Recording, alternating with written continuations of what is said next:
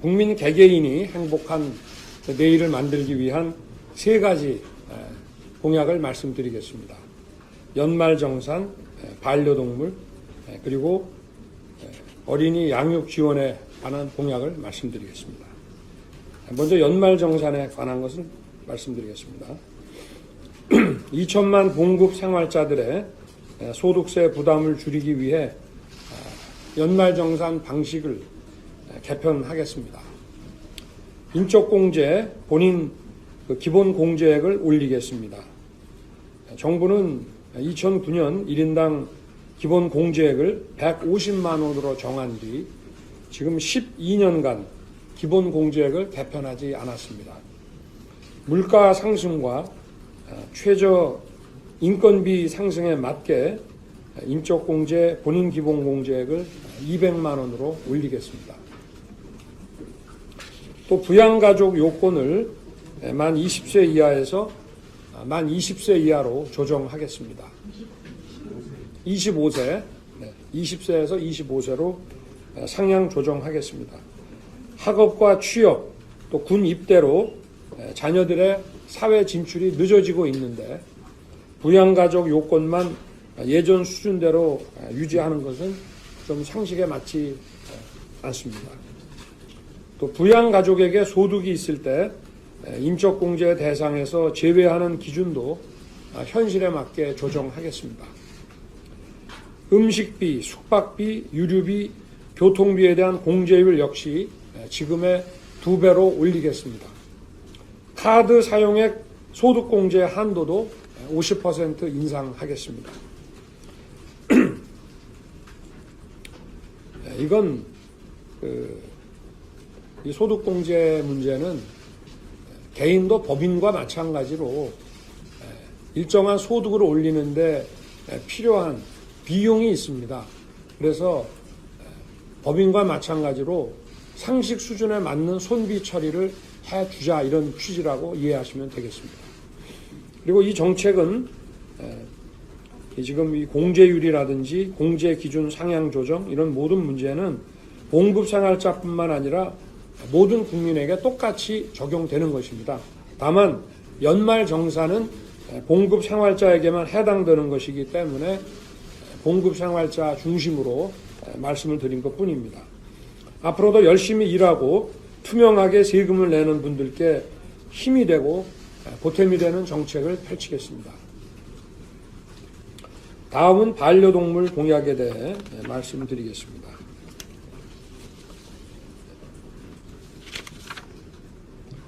사랑하는 반려동물 가족 여러분, 반려동물이 아플 때 부담 없이 치료받고 또 오래도록 함께 지낼 수 있도록 관련 제도와 시스템을 선진국 수준으로 좀 정비를 하겠습니다. 먼저 진료비 부담을 대폭 낮추겠습니다.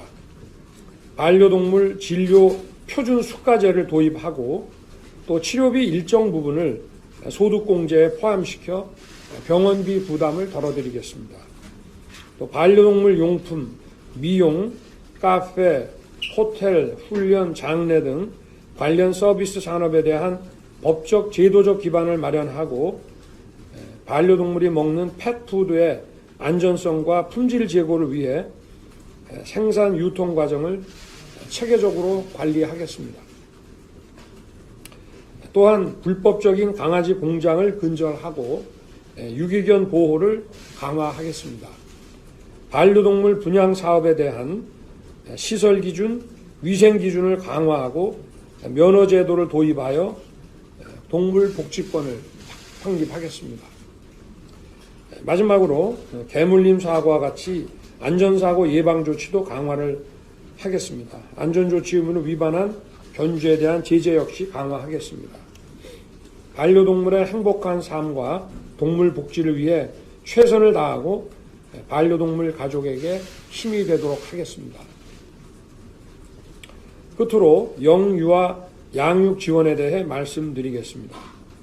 저는 지난 신년 기자회견에서 아이를 낳은 모든 부모에게, 국민에게 부모 급여를 드리겠다고 약속한 바 있습니다. 출산에 대한 지원에 이어 오늘은 양육에 대한 지원책을 말씀드리겠습니다. 보육 유아교육의 국가 책임제 실현을 위해 첫째, 어린이집과 유치원의 모든 아동에게 본인이 원하면 식사할 수 있도록 하루 3끼 친환경 무상급식을 지원하겠습니다. 지금까지 자부담으로 제공되던 점심 이외 아침과 저녁 급식도 본인이 희망하면 국가가 지원을 하겠다는 말씀입니다. 또 영아반의 교사 대 아동 비율을 개선을 하겠습니다. 만 0세 영아반 교사 1인당 아동 3명을 2명으로 줄여서 영아들이 더 안전하고 더 보호받고 쾌적한 환경에서 자랄 수 있도록 하겠습니다. 셋째, 유보통합 추진단을 구성하여 단계적으로 유보통합 실시를 시작하겠습니다. 어린이집에 가건 유치원에 가건 시설 유형별로 서비스 수준의 격차가 나지 않도록 모든 유아가 동일한 누리과정 서비스를 받을 수 있도록 하겠습니다. 어린이집과 유치원의 시설 기준, 교사 자격, 교사 대 아동 비율을 표준화해 나가겠습니다. 이를 통해 보육시설과 유치원의 모든 영유아가 동등한 출발선에 설 수 있도록 보장하겠습니다. 유보통합의 첫 단계로 누리과정 지원금을 현행 35만 원에서 40만 원으로 조정해서 시설 격차와 교사 처우 개선은 물론이고 부모 부담이 완화되도록 하겠습니다. 우리 아이들의 양육만큼은 국가가 무한히 책임을 져야 한다고 생각합니다. 앞으로도 국가가 함께 아이들을 키운다는 마음으로 현장의 목소리를 더욱 경청하여 안전하고 쾌적한 환경, 그러면서도 부모의 부담을 줄일 수 있는 양육 환경을 위해 더욱 노력하겠습니다. 감사합니다. 예, 이것으로 정책 공약 발표를 마치고 공약에 대한 공약 수장부터 받도록 하겠습니다. 네, 계속하시는 분들은 원희룡 정책본부장님, 윤창현 부본부장님, 김현재 교수님, 한두동 교수님, 권세호 회계사님이십니다. 질문하실 기자님은 좀 손을 들어 표시해 주시기 바랍니다. 질문하십시오.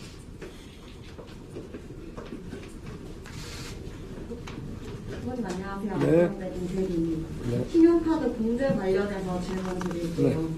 후보님 예전에 세출 조정 얘기하신 적도 네. 있고 조세 전문가들은 제도 취지 이미 달성해서 신용카드 공제는 이제 연장하지 말아야 한다고 했는데요. 이 상황에서 공제를 오히려 늘리는 건 표를 위한 공약이 아니냐는 비판이 있을 수 있는데 네. 여기에 대해서는 어떻게 생각하시는지.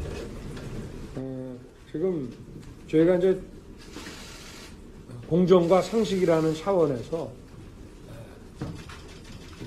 개인의 소득도 이 소득을 창출해내는데 들어가는 비용, 그러니까 법인과 마찬가지로 손비 인정을 합리적으로 해주는 것이 맞다 라는 차원에서 그거 한 가지가 있고요. 그리고 이 음식, 숙박 또 뭐 이런 것들은 또 자영업자들의 그 생업과도 관계가 되는 것이기 때문에 신용카드 공제율을 조금 올려주면은 또 자영업자들의 그 영업에도 도움이 되지 않겠나 싶어서 이 두 가지는 좀 신용카드 사용에 대한 소득 공제율을 조금 올렸습니다. 네. 네, 다음 질문 해주시죠. 네. 하루 특히 친환경 무상급식 네. 지원은 법원 마련당하면서 어떻게 되고 계실지 지원 얼마나 들어가는지? 저희가 좀 축제를 해보니까 한 1조 한 5천억에서 한 7천억 정도 아주 잘 공급을 한다고 할 때 그 정도 들어가는데요. 이거는 지금 아이들을 집에서 부모가 다 직장을 나가고 이렇게 되면은 아침 식사가 부실할 수가 있어서 사실 이 아침 식사 제공은 원래부터 이제 계획을 하고 있었는데 전형 역시도 이제 돌봄 과정이라든가 이런 거로 학교에 남아 있게 되면은 또 본인이 뭐 집에 가서 먹겠다면 할 수 없고 학교에 남아서 또는 이 돌봄 유아원이나 유치원에 남아서 좀 저녁까지 있는 경우에는 식사 제공을 하는 게 맞겠다 해가지고 이렇게 해서 선진국에도 이런 그 정책들이 많이 있기 때문에 그렇게 해서 올렸는데 이 예산은 하여튼 뭐 불효불급한데에서 조금 조정을 하겠습니다. 어쨌든 뭐 지금 현 정부에 들어와서도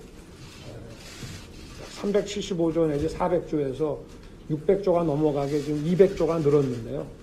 그 중에서 좀 조정을 하겠습니다. 다음 질문. 네, JTBC 배양진입니다.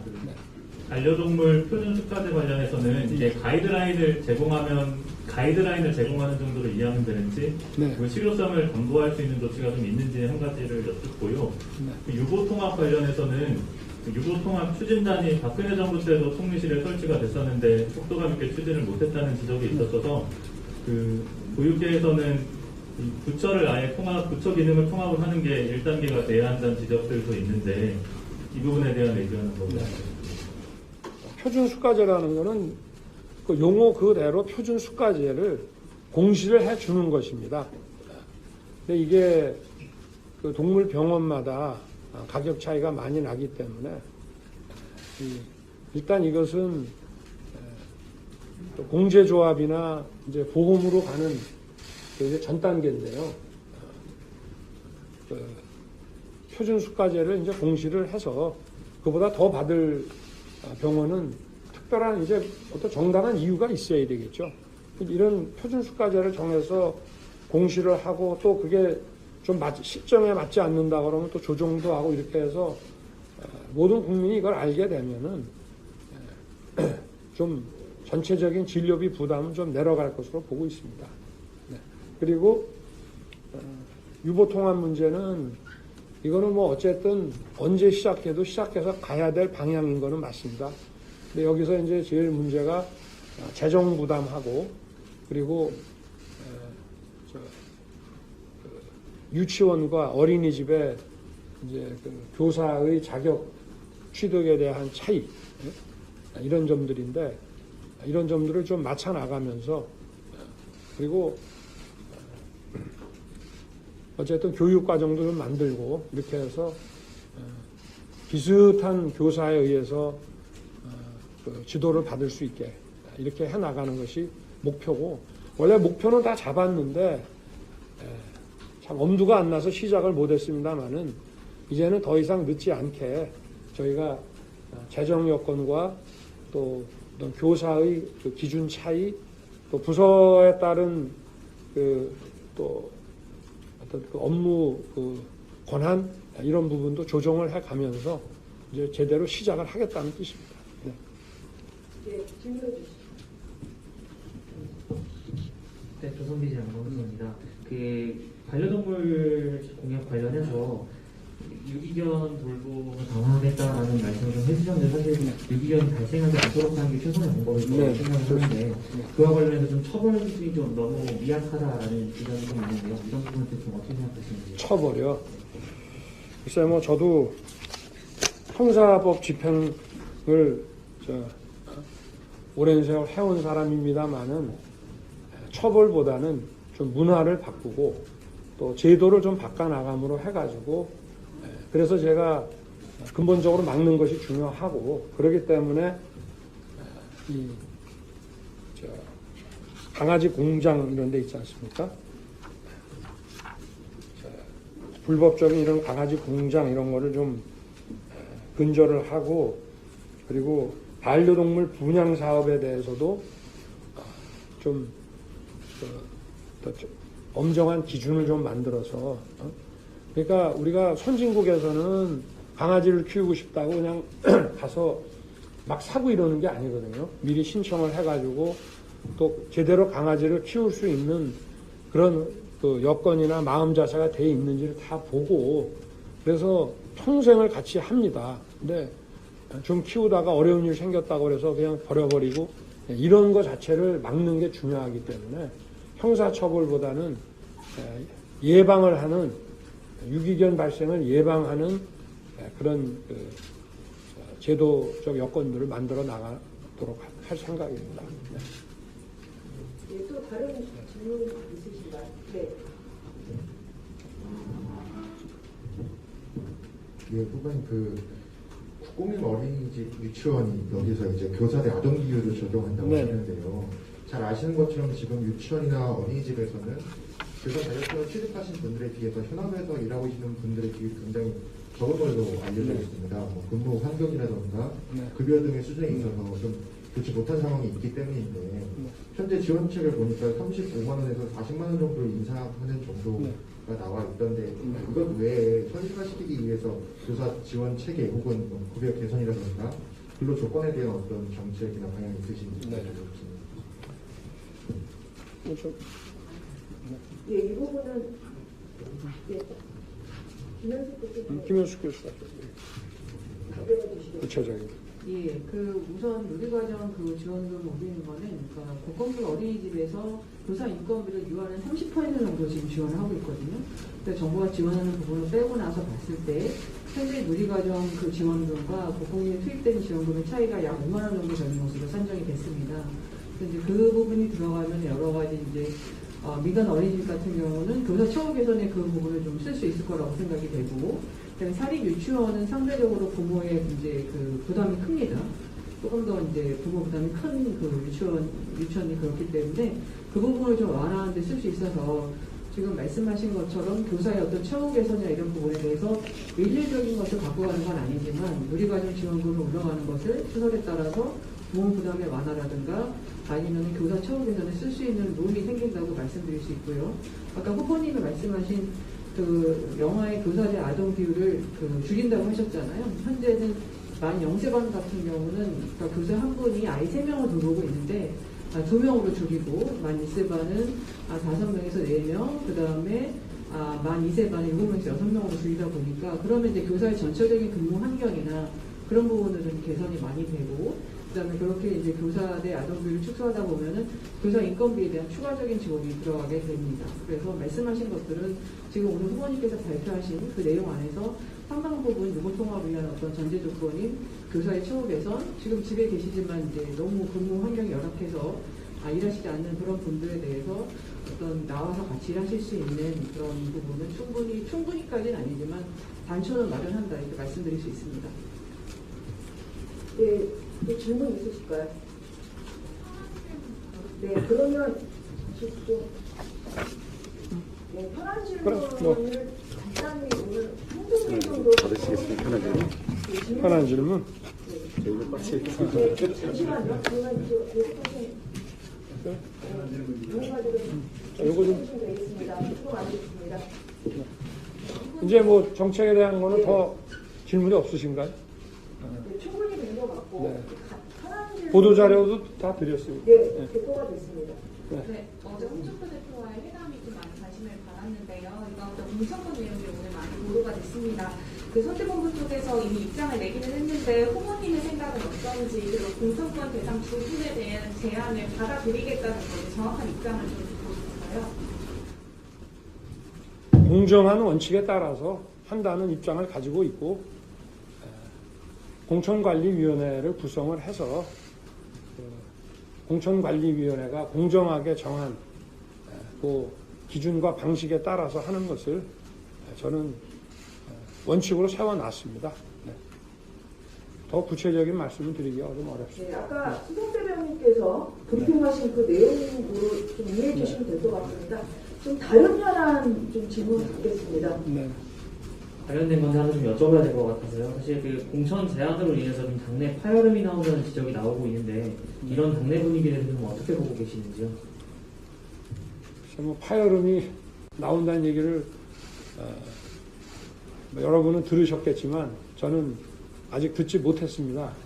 뭐 그런 얘기가 있을 수 있겠죠. 서로가 미는 사람이나 또는 후보 입장에서는 다 본인들이 하려고 하니까. 그렇기 때문에 공정한 그 위원회를 구성을 해서 그 위원회에다가 좀 맡기고, 저는 그 공천 문제에는 직접 관여할 생각이 없습니다. 예, 마지막으로 한 분만 듣겠습니다. 신진라님 해주시죠. 네, 후보님, 그 종로나 대구 전략 공천이 국정 운영 능력을 담보할 만한 조치라는데 동의하시는지 궁금합니다. 글쎄요, 뭐 국정 운영이라고 하는 것은 또 많은 전문가들이 대통령이 부족한 부분들이 많지 않겠습니까? 그러면 많은 전문가들에 의해서 국정 운영 역량이라는 게 늘 보완이 되는 거고, 그러니까 청와대도 참모들이 있고 내각에도 장차관들이 있는 거 아니겠습니까? 그런데 이 국회의원이라고 하는 것은 그 당에 어떤 사람이 공천되느냐, 어떤 방식으로 공천을 하느냐 하는 것은 어떤 정권의 획득을 목적으로 설립된 정당 아니겠습니까? 그 정당이 선거를 임하는 어떤 그 태도와 방식을 보여주는 그 상징적인 것이기 때문에 뭐 여러 가지 이유가 있겠습니다만은 뭐 아주 훌륭한 의원들이 또 전문성 있는 의원들이 오시면은 또 국정 운영에 도움되는 면도 있겠지만 기본적으로는 우리 국민의 힘이 이 국회의원 선거를 어떤 식으로 치를 것인지에 대한 국민에게 보여주는 우리의 어떤 애티튜드입니다. 네. 예, 이것으로 오늘 질의는 마치도록 뭐 한 분, 하겠습니다. 네. 예, 마지막으로 한 분 받도록 하겠습니다. 네, 후보님 지금 경선 경쟁자 중에 원희룡 본부장님 계시고 홍준표 전 대표도 어제 만나셨는데 남은 분이 유승민 전 대표님 네. 같습니다. 그래서 연락을 최근에 해보신 적은 있는지, 어제 홍 전 대표께는 고문지를 제안했다고 하는데 유승민 전 대표께는 좀 어떤 기상을 갖고 계신지 궁금합니다. 그걸 뭐 말씀드리는 어렵고 계속 하여튼 뭐 소통을 하려고 노력하고 있고 그렇게 하고 있습니다. 네. 예, 이것으로 마치겠습니다. 예, 모두